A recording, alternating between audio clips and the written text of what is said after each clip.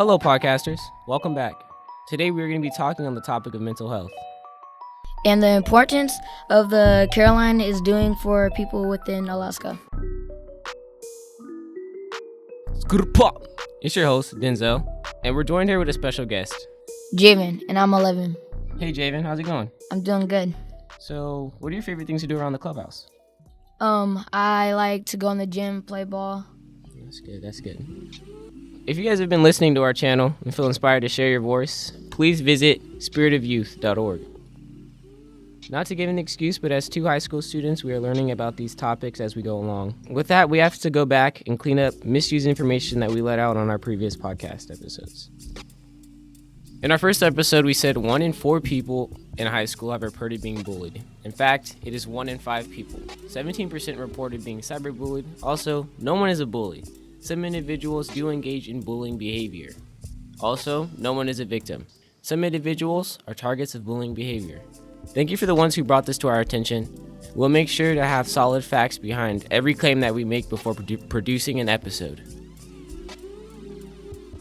I'm going to get the conversation started by asking the question, what do you do if your friend needs help?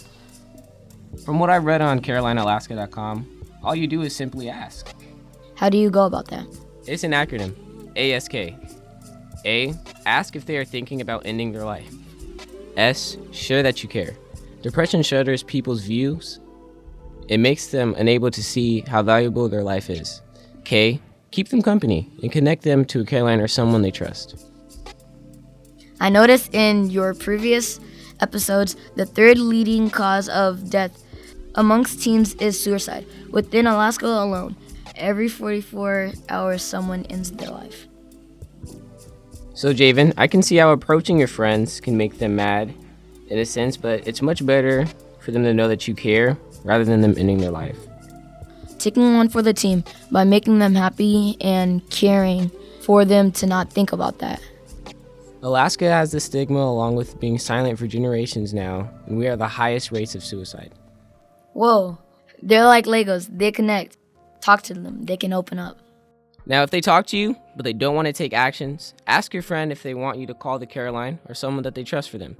Be the middleman for them. Those are good steps too.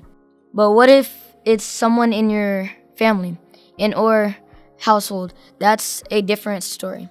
First, it's good to call the Careline, 1-800-266-4357 or 1-800-266-HELP for support.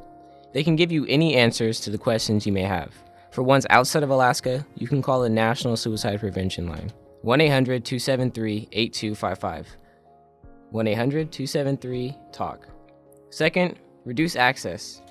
There are dangerous items at home, including firearms, medication, and alcohol. Third, learn more about how to support this person. Again, the Careline can point out any information and resources that can help you help them. If you yourself is hopeless or you see somebody who is also hopeless, and you know that they are contemplating suicide, history of violence, being isolated, ask. Be ready to respond. Educate yourself now before the time comes. Go to CarelineAlaska.com. Call 1-877-266-4357. Ask your school counselor. Do what it takes now. We all have that responsibility to try to save a life. Also, you can text the Careline Tuesday through Saturday from 3 p.m. to 11 p.m. You just text for help to 839-863. Thank you for listening to our third episode of Youth Matters. We will be talking about mentoring in our next episode. That will be released next Friday. If you would like more updates and see what goes on behind the scenes, follow us at Youth Matters BGC.